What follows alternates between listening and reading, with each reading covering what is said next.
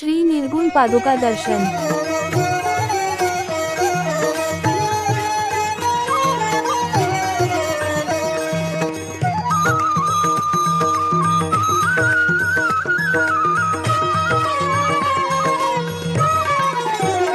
शांत हो श्री गुरु दत्ता मम चित्ता शमवियाता। शांत हो श्री गुरु दत्ता मम चित्ता शमवियाता। शांत हो श्री गुरु दत्ता मम चित्ता शमवियाता। शांत हो श्री गुरु दत्ता मम चित्ता शमवियाता। तू केवळ माता जनिता सर्वथा तू हितकर्ता। तू आप्त स्वजनं भ्राता सर्वथा तूची त्राता। भयकर्ता तू भयहर्ता दंडधरिता तू परिपाता। तुझ वाचुनी न दुधी वार्ता। तू आता आश्रयदाता। शांत हो श्री गुरु दत्ता मम चित्ता शमवियाता। शांत हो श्री गुरु दत्ता मम चित्ता शमवियाता। अपराधास्तव गुरुनाथा जरी दंडा धरिसी यथार्था। तरी आम्ही गाऊनी गाथा तव चरणी नमऊ माता। तू तथापि दंडिसी देवा कोणाचा मग करू धावा। सोडविता तू सदा देवा। कोण दत्ता आम्हा त्राता। शांत हो श्री गुरु दत्ता मम चित्ता शमवियाता। शांत हो श्री गुरु दत्ता मम चित्ता शमवियाता। तू नटसा होऊनी कोपी दंडिताही आम्ही पापी।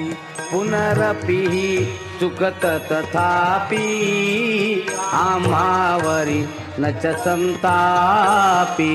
गच्छता स्खलनं क्वापि असे मानुनी न च हो कोपी। निज कृपालेशावोपी आम्हावरी तू भगवंता।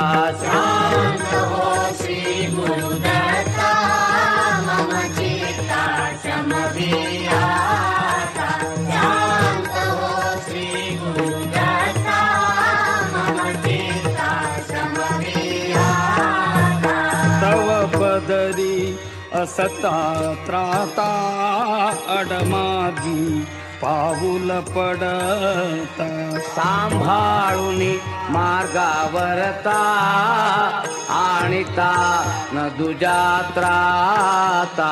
निज विरुद्धा आणुनी चित्ता तू पतित पावन दत्ता। वळे आता आम्हावरता। करुणाघन तू गुरुनाथा। शांत हो श्री गुरु दत्ता मम चित्ता शमवियाता। शांत हो श्री गुरु दत्ता मम चित्ता शमवियाता। सहकुटुंब सहपरिवार दास आम्ही हे घरदार।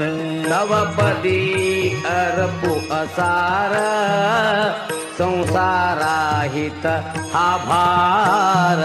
परिहरिसी करुणा सिंधो करुणा सिंधो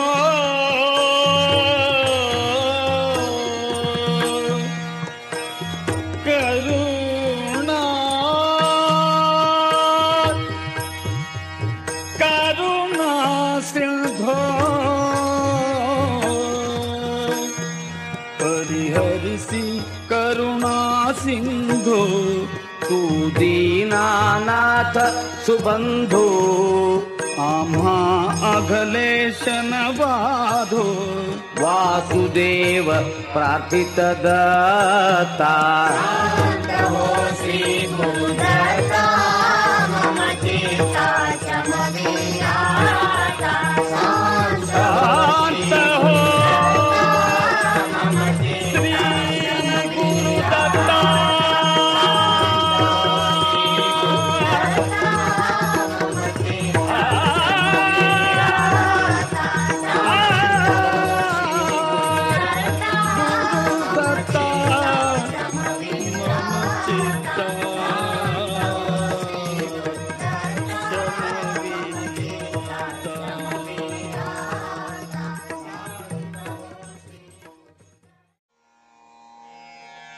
श्रीपाद श्रीवल्लभत्वं सदैव श्रीदत्तास्मान् पाहि देवाधिदेव भावग्राह्य क्लेशहारिन् सुकीर्ते घोरात् कष्टादुद्धरास्मान् नमस्ते त्वं नो माता त्वं पिता प्तोऽधिपस्त्वम् त्राता योगक्षेमकृत्सद्गुरुस्त्वम् त्वं सर्वस्वन्नो प्रभो विश्वमूर्ते घोरात् कष्टादुद्धरास्मान् नमस्ते पापं तापं व्याधिमाधिं च दैन्यम् भीतिं क्लेशं त्वं हराशु त्वदन्यम् त्रातारन्नो